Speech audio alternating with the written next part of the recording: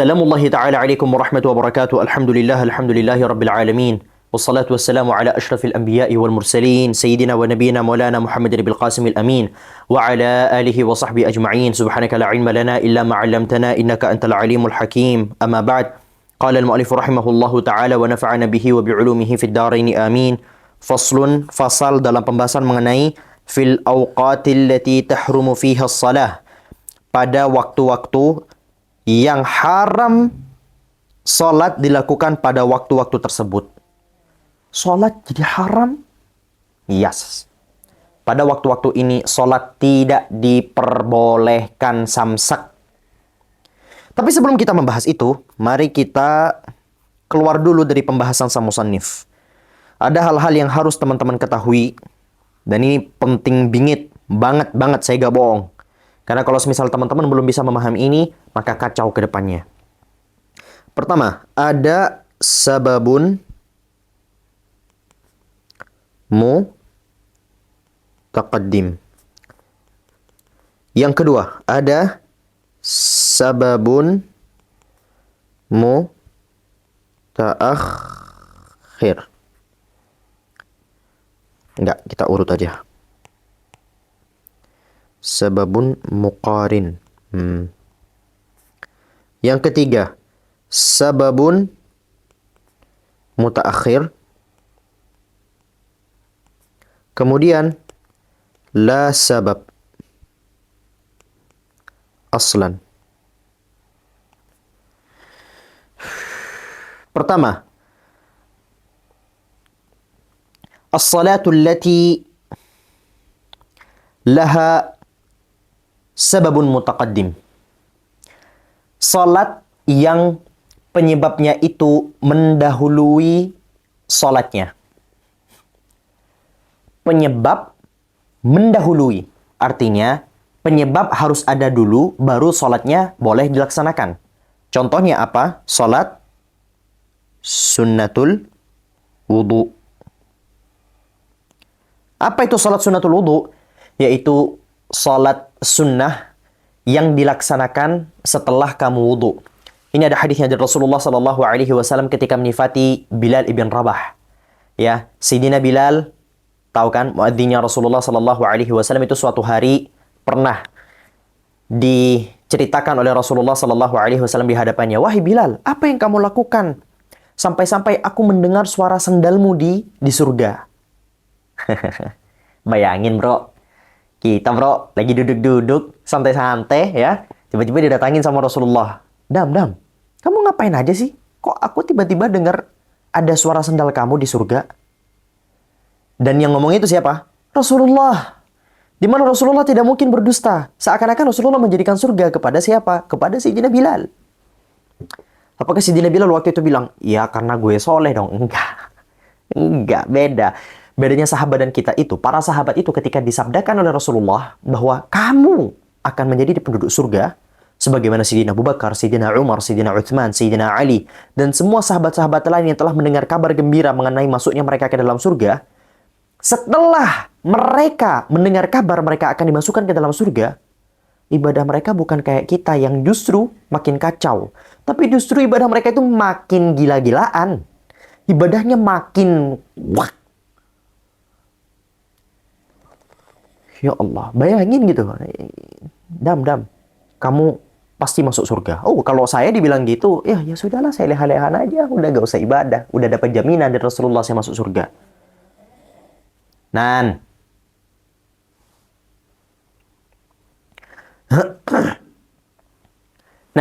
kemudian Sayyidina Bilal itu menjawab ke Rasulullah sallallahu alaihi wasallam.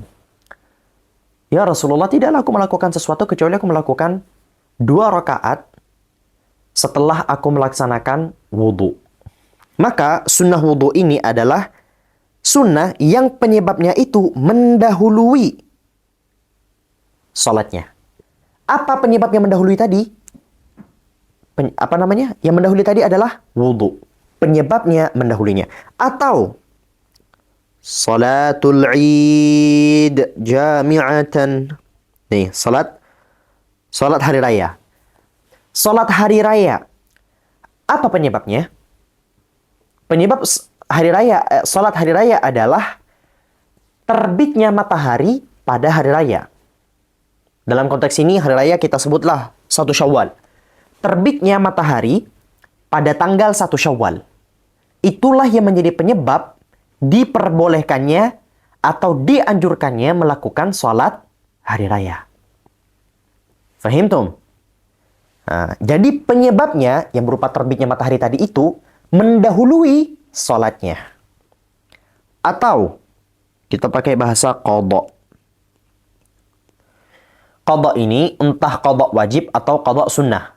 Qadha wajib sudah jelas. Qadha sunnah mungkin teman-teman pertama kali dengar nih. Bahwasannya sholat sunnah itu boleh diqadha. Boleh diqadha. Nah, contohnya apa? Contohnya kita langsung pakai contoh Rasulullah Sallallahu Alaihi Wasallam. Suatu hari Rasulullah Sallallahu Alaihi Wasallam saking sibuknya dan sebagainya, pernah beliau itu tidak sempat melaksanakan salat sunnah ba'diyah zuhur. Salat sunnah ba'diyah zuhur. Sampai tiba asar. Setelah asar, beliau mengqadha salat sunnah ba'diyah zuhur tadi itu di waktu asar. Dan ini bisa teman-teman lakukan kapanpun. Dengan catatan bukan disengaja. Dengan catatan bukan disengaja. Dengan catatan misalnya sebelum subuh kalian mager, waktunya masih panjang, kalian masih bisa sholat, kalian bisa udahlah, kalau begitu aku akan sholat sunnah ini besok. Nah, nggak boleh. Jadi begitu ketentuannya. Itu adalah sholat yang penyebabnya mendahului. Sekarang yang kedua adalah yang penyebabnya itu membersamai. Seperti apa? Yang paling paham. Kepikiran. Tahiyatul masjid.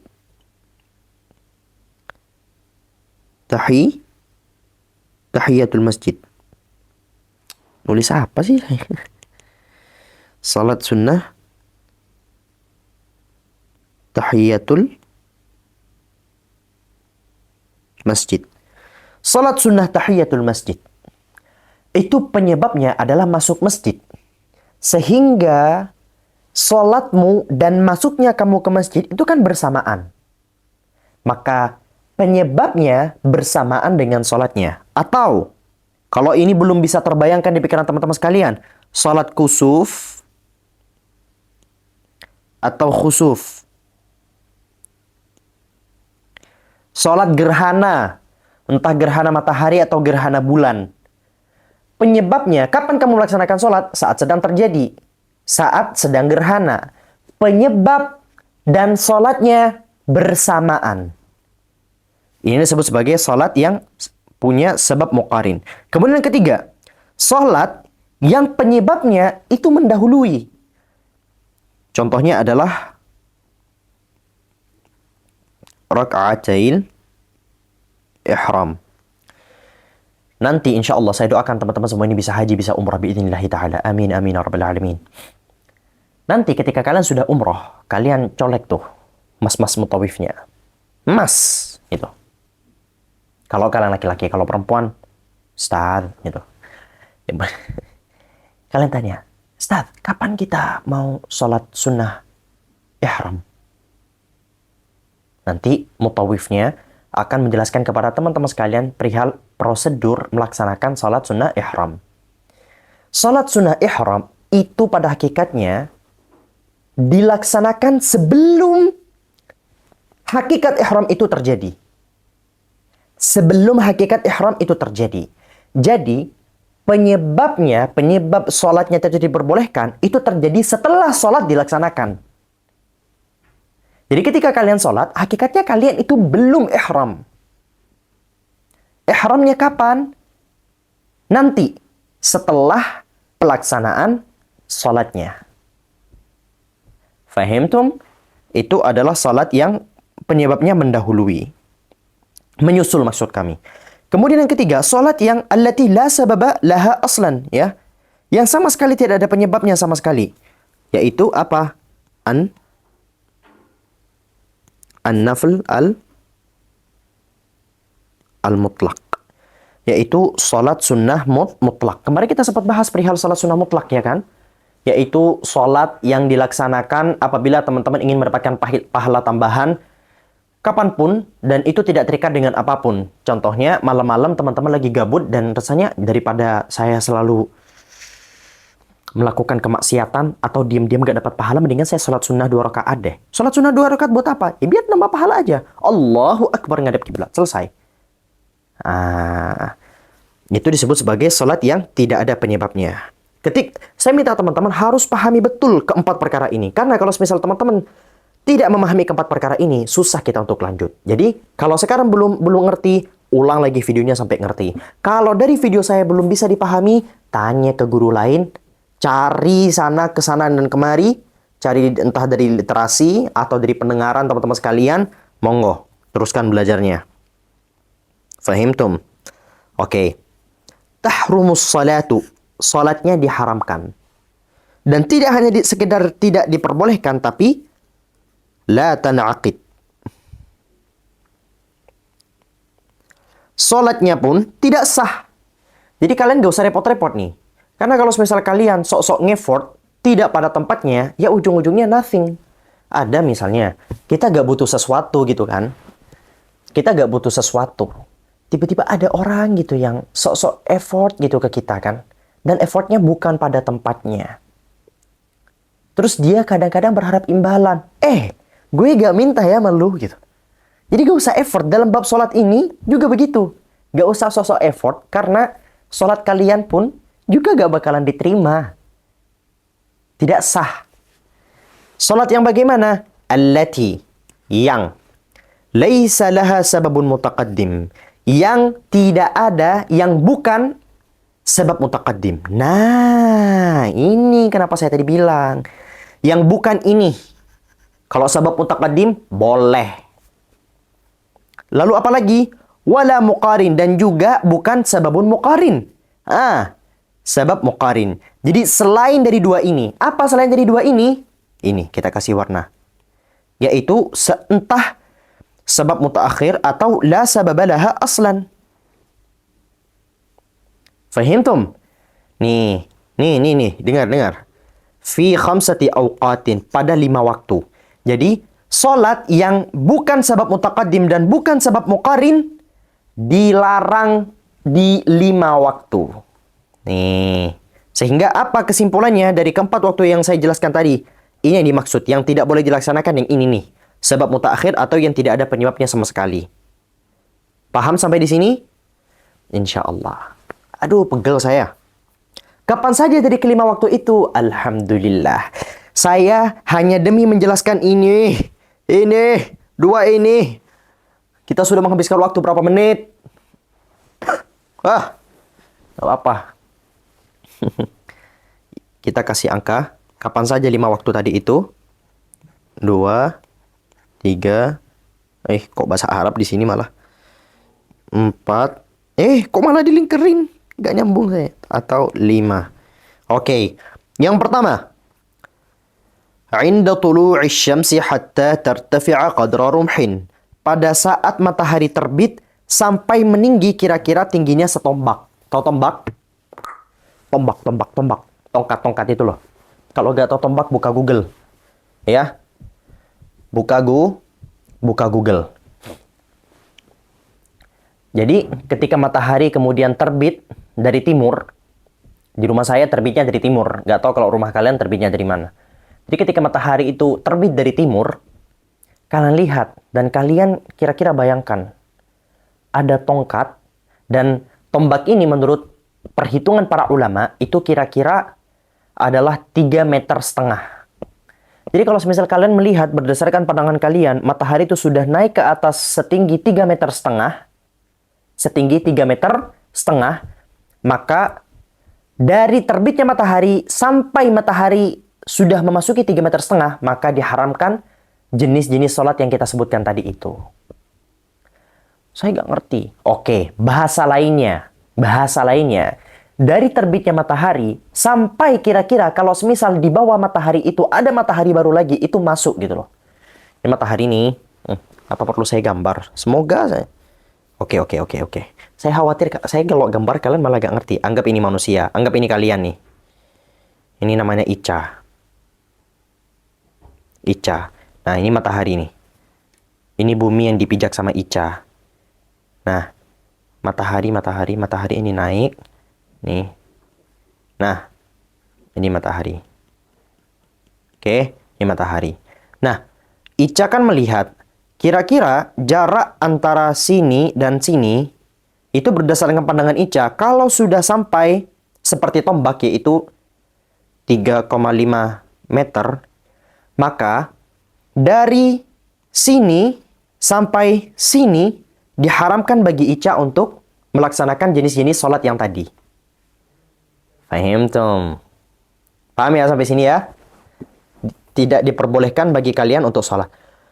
Saya gak ngerti dengan ini. Ini nih pengertian yang apa sih? Oke. Kalau kalian tidak bisa pakai pengukuran seperti ini, kita coba hapus. Kita gak pakai perumpamaan yang ribet seperti ini. Kita pakai perumpamaan ini matahari di sini. Ya. Andai kata di bawah matahari ini sudah muat matahari lagi, maaf, anggap ini mataharinya gedenya sama, maka dari awal terbit sini sampai ujung sini itu tidak diperbolehkan sholat. Adapun setelahnya, maka sudah memasuki waktu duha. Sudah memasuki waktu apa? Waktu duha. Fahim tum?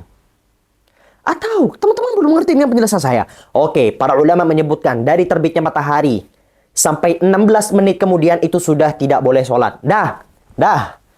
Nih, anggap terbitnya matahari itu pukul 5. Nih, pukul 5. Ya udah tambah 16. 16 menit setelah pukul 5 baru boleh sholat.